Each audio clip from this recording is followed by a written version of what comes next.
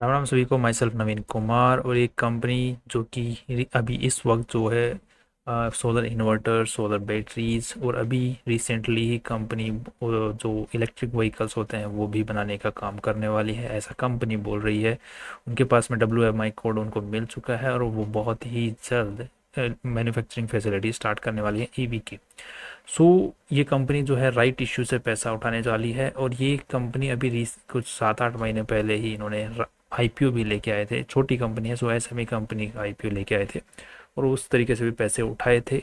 So I think इन्होंने बहुत जल्दी वापस पैसे उठाने के पीछे मेरे को एक पर्टिकुलर रीज़न लगता है कि जिस वक्त इन्होंने पैसे उठाए थे उस वक्त इनकी जो वैल्यू लगी थी वो पर शेयर 83 रुपीज़ लगी थी।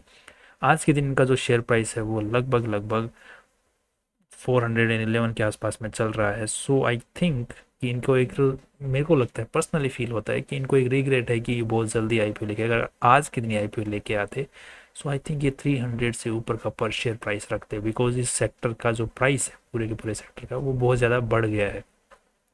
तो इनको एक तो मुझे लगता है कि रिग्रेट है जिस वजह से ये राइट इशू बहुत जल्दी लेके आ गए। दूसरा मुझे रीज़न नज़र आता है जिसकी वजह से कंपनी राइट इशू लेके आई है। सो उस रीज़न में जाने से पहले हम देख लेते हैं कंपनी के राइट इशू के बारे में बेसिक डिटेल्स। सो यहाँ पर अगर बेसिक डिटेल्स की बात करते हैं तो कंपनी का, one second, one second, air it goes, second, okay, here it is.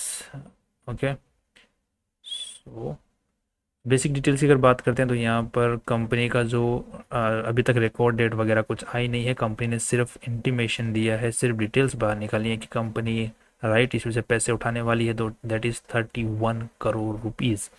और कंपनी ने जो आईपीओ से पैसे उठाए थे लगभग कितने, 5 करोड़ रुपीज़ ही उठाए थे। सो अब कंपनी 31 करोड़ रुपीज़ उठा रही है क्योंकि कंपनी को दिख गया है कि कंपनी इस मार्केट के अंदर में बहुत पोटेंशियल है और मार्केट इसको बहुत ज़्यादा कंपनी को वैल्यू कर रहा है।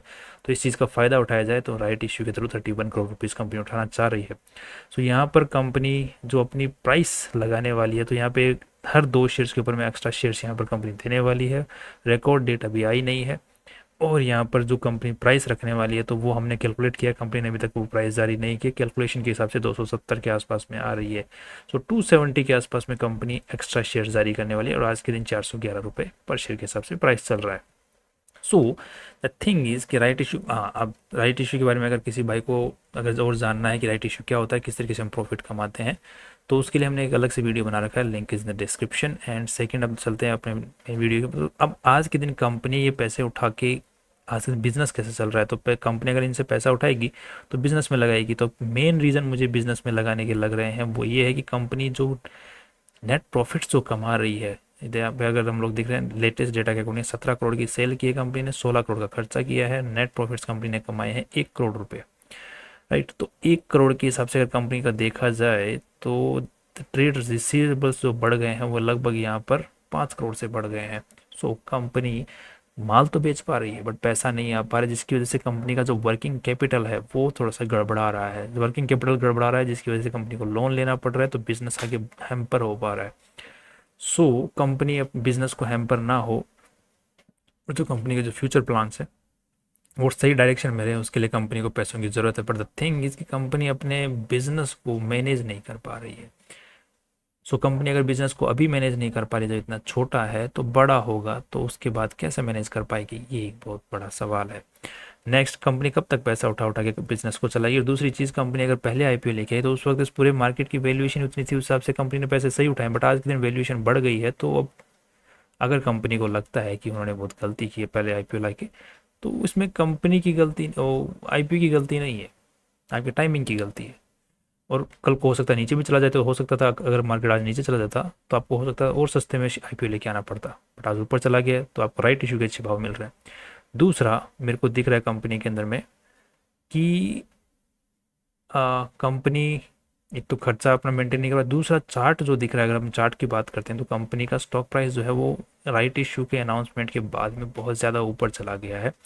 जो कि जिस भाव पे 270 के भाव पे कंपनी लेके आ रही, तो वो 270 का भाव पे ही कंपनी ने एक बेस बनाया हुआ है चार्ट ने। राइट, 270 के आसपास में बेस बन सकता है रिसेंट के हिसाब से, क्योंकि कंपनी के चार्ट ने वहाँ पर रेजिस्टेंस फेस किया था।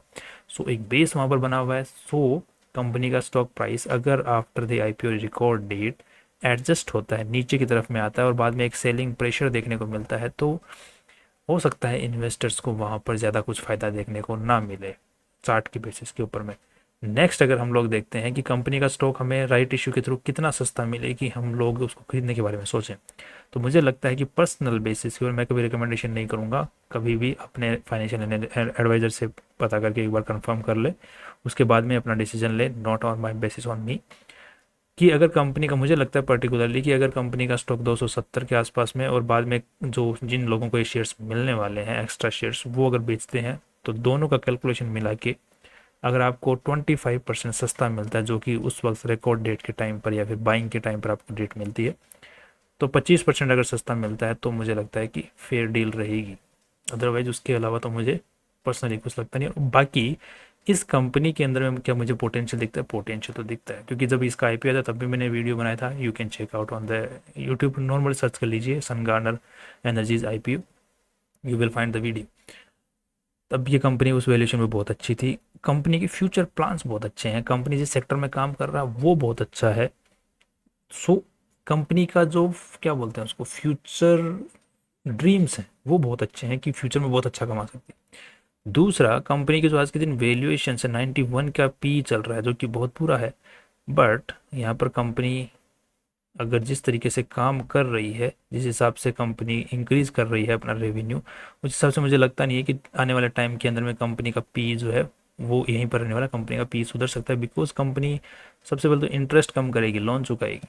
31 करोड़ रुपए उठा रही है कंपनी यहाँ से, तो 31 करोड़ से पहले तो लोन चुकाई, लोन चुकाएगी तो इंटरेस्ट पे नहीं करना पड़ेगा, इंटरेस्ट पे नहीं करना पड़ेगा, तो कंपनी के यहाँ पर 2 करोड़ हो जाएंगे, 2 करोड़ यहाँ पर हो जाएंगे, तो कंपनी का पी रेशियो सुधरेगा, दैट कम्स अराउंड वापस इंडस्ट्री के पी के आसपास में आ जाएगा, राइट। तो वहाँ पर कमाई अच्छी है। पीबी रेशियो के हिसाब से आप आज के दिन 10 का पीबी है, तो यहाँ से पैसे उठा लेंगे तो पीबी भी सुधर जाएगा। सो दोनों ही सिचुएशन सुधरेंगी आफ्टर द पैसों के उठाने के बाद में, जिसकी वजह से कंपनी का जो पूरा का पूरा वैल्यू है वो बढ़ सकता है, जिसकी वजह से कंपनी का स्टॉक प्राइस और ऊपर जा सकता है। सो आज के प्राइस के हिसाब से क्या कंपनी के स्टॉक को उठाना चाहिए हमें normally? So I would suggest, मेरा सजेशन तो देता ही मैं, एनालिसिस के हिसाब से दिखता है कि कंपनी के स्टॉक प्राइस को हम बेसिकली रिस्क लिया जा सकता है, बट ओनली 1% के पैसों के साथ में रिस्क लिया जा सकता है, राइट। फिर भी आप अपने फाइनेंशियल एडवाइजर से इस चीज़ को कंफर्म कर लें, ताकि वो भी आपको ग्रीन सिग्नल दें तभी काम करना है, अदरवाइज मेरे ग्रीन सिग्नल का कोई मतलब नहीं होता, राइट। 1% के साथ में मुझे लगता है मैं पर्सनली रिस्क लेना पसंद करूँगा। एंड बाकी राइट इशू में अगर मुझे 25% सस्ता मिलता है तो मैं उस ऑप्शन को ज़्यादा सही से ऑप्ट करना चाहूँगा, राइट। बाकी कंपनी मुझे ठीक लग रही है, कंपनी का जो प्लांट है वो कंपनी द्वारा ही ओन्ड है, जैसे कि हम लोग यहाँ पे लिस्ट में देख पाएंगे, कंपनी द्वारा ओन्ड है, कंपनी के लोगोज वगैरह सब कुछ रजिस्टर्ड हैं। सो यहाँ पर मुझे वो भी कुछ नहीं दिखता। और लिटिगेशन वगैरह जैसे आईपीओ की डिटेल्स के अंदर में देखा गया था कि कंपनी के मैनेजमेंट के ऊपर में कोई केस वेस यहाँ पर चल नहीं रहा है, कंपनी पे भी कोई केस वेस नहीं चल रहा है, तो वहाँ से देखा जा सकता है मैनेजमेंट भी ठीक है, कंपनी की सेल भी अच्छी खासी यहाँ पर हम लोग देख रहे हैं वो भी बढ़ रही है। सो कंसर्न हमने ऑलरेडी आपको 2 बता दिए हैं जो मुझे कंसर्न लगते हैं। सो उस कंसर्न्स के बेसिस पे भी आपको लगता है अगर फ्यूचर फोकस ज़्यादा अच्छा है कंसर्न्स को लेकर के, so you can always take advice from your financial advisor and take decisions out of that. That's all from my side. कल फिर मिलते हैं एक नई इंपॉर्टेंट वीडियो के साथ में। Finally see you tomorrow.